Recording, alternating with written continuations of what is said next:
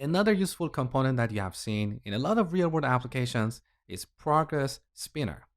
So in this lecture, I'm going to show you how to work with this component. So first in app module, I'm going to import md progress spinner module. Okay.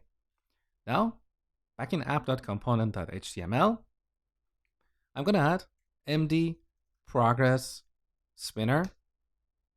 Now, this element has two modes, determinate and indeterminate. We use determinate when we know how long this process is going to take. For example, if we're implementing a file upload, we can keep track of the upload progress. So we can display a progress bar from 0 to 100%. There we use mode determinate. So in this mode, we should also set the value property, let's say 20 or 20%. With this markup, we get something like this.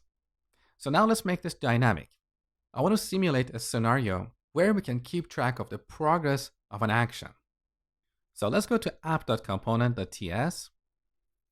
Here I'm going to add a constructor. And in this constructor, I'm going to call the native setInterval function in JavaScript. The first argument is a callback. So we pass an arrow function here. And here I'm going to increment the value of a field in this class.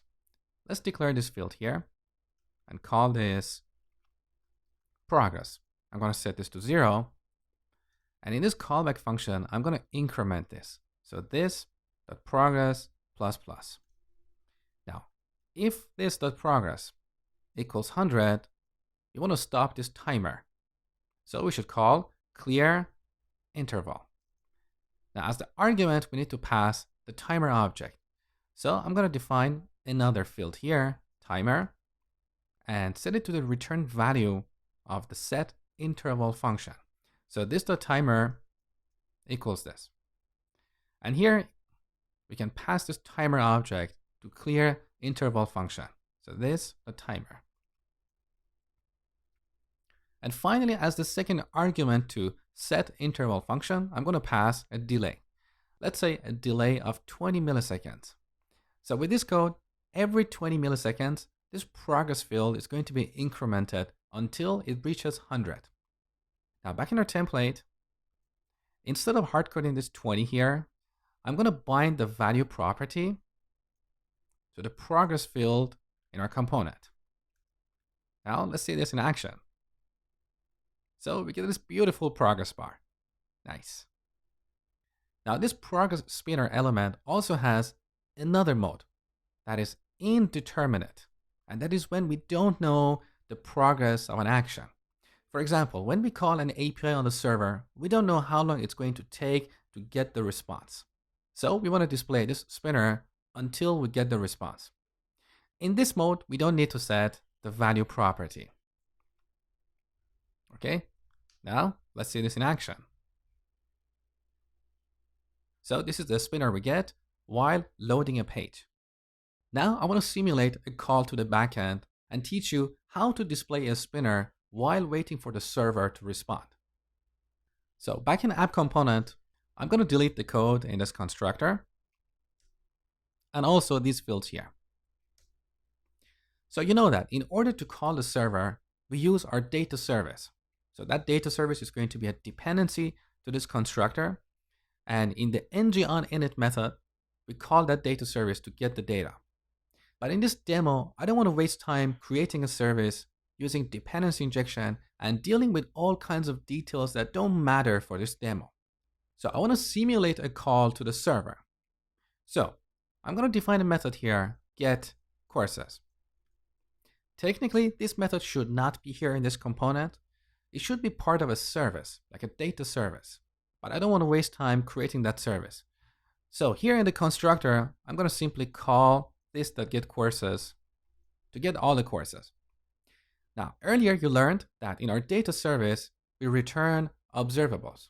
So here in this imaginary method, we want to return an observable, and then in the constructor, we're going to subscribe to that observable.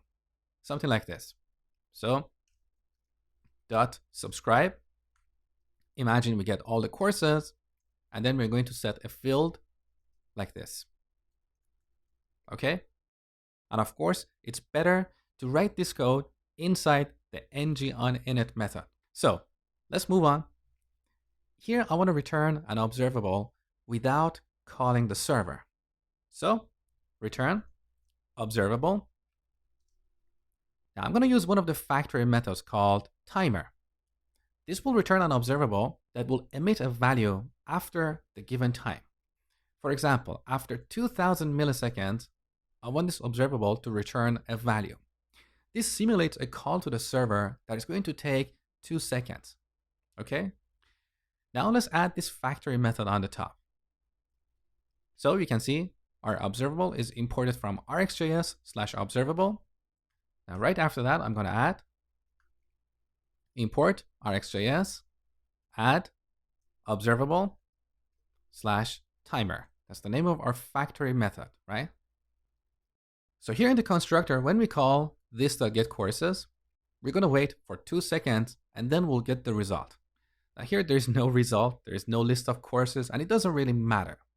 So I'm going to simplify this arrow function here.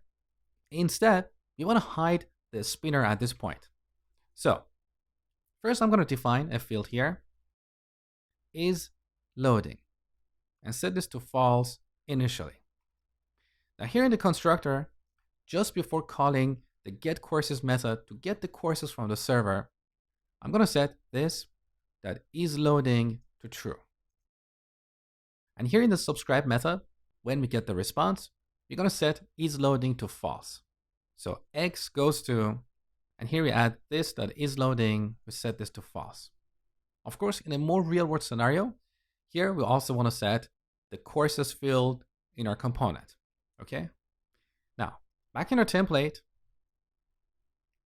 we want to display this spinner only when is loading is true. So ngIf is loading. As simple as that. Now let's test the application. So initially we have this spinner for 2 seconds and now it disappeared.